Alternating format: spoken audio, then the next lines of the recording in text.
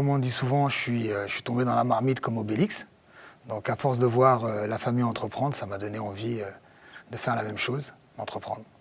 Ce qui m'a conforté sur l'envie de devenir entrepreneur a été tout d'abord depuis gamin, j'ai pu organiser des événements sportifs et même des animations au sein de la fac quand j'y étais, et qui m'a donné l'envie de prendre le flambeau et de démarrer des activités.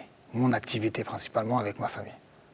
L'activité de BMB est le tout corps d'État. Donc nous intervenons sur la réalisation de logements, nous intervenons aussi sur des peintures dans les écoles, tout ce qui est rénovation d'intérieur. Je ne l'ai pas choisi, ce secteur d'activité. Ça a été un complément d'activité par rapport à la première activité qui était la propreté et le service. Mes clients m'ont demandé gentiment de pouvoir me pencher sur ce dossier qui était la peinture et le sol, parce qu'à l'époque, ils n'avaient pas d'entreprise pour répondre à leurs demandes. On s'est lancé, on a commencé à répondre petit à petit jusqu'à prendre goût et en devenir l'activité principale. Les grandes étapes de la création de BMB ont été tout d'abord de créer la structure, administrativement, c'est la première étape. De trouver surtout dans le milieu du bâtiment, trouver l'assurance qui est prête à nous suivre pour pouvoir répondre à la demande et pouvoir être assuré, car c'est très important. Ensuite, l'étape bancaire, qui est aussi une grosse étape, trouver un banquier qui est prêt à nous ouvrir un compte en sachant que le bâtiment était dans une période très difficile, début de la crise. Donc il fallait pouvoir convaincre la banque et l'assureur qu'on était fiable à pouvoir répondre à cette demande. De là, l'étape la plus importante pour moi a été quand même d'avoir son premier bon de commande. Et la meilleure étape, c'est de toucher son règlement. L'envie d'entreprendre, on l'avait en nous. L'objectif était de créer de l'emploi. Logistiquement, on était bien placé, puisqu'on était au carrefour du 93, donc la Seine-Saint-Denis.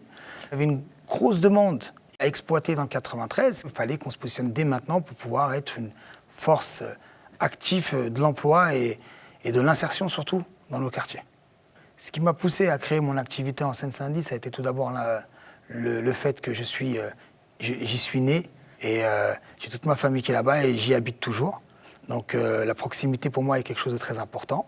Après plusieurs analyses économiques, on a pu savoir et pu voir que notre département était le futur de l'Île-de-France, car on a le foncier le moins cher de France et on a Roissy, le Bourget et Paris à avoir 6-7 km d'intervalle chacun. Nous, on est au milieu, on est le carrefour.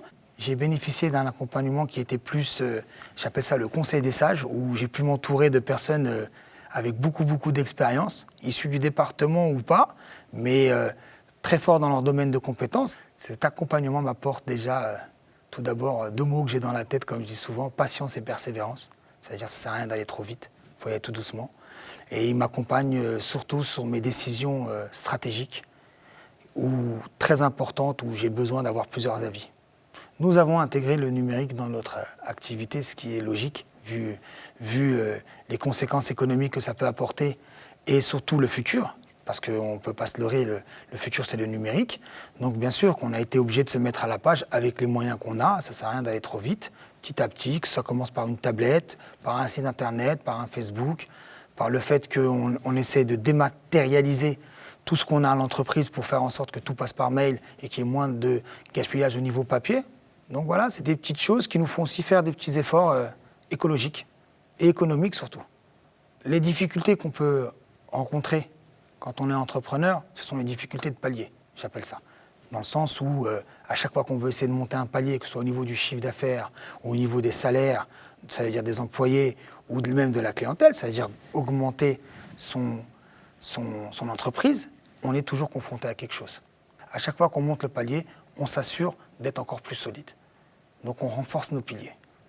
Le bilan que je peux tirer de mon parcours, c'est comme je dis souvent, le bilan se termine après la fin d'un exercice. Moi, pour moi, mon parcours n'est pas fini, c'est que le début. Souvent, je dis à mes acolytes, on n'en est qu'au début. Et ils me disent, mais comment ça fait 14 ans et tu me dis, t'es encore au début? Je dis, oui, c'est rien encore ce qu'on a fait là.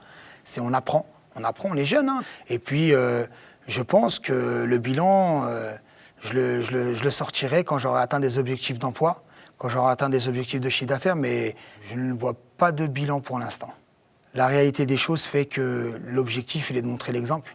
Il est de montrer aux jeunes aussi que c'est possible, parce que pourquoi eux et pas nous? Donc l'objectif, il est vraiment, à mes yeux, pour mes petits cousins ou mes petits frères et mes petites sœurs, c'est de montrer l'exemple. La première activité, c'est pour créer nos emplois, à moi et mes frères et sœurs et mon père.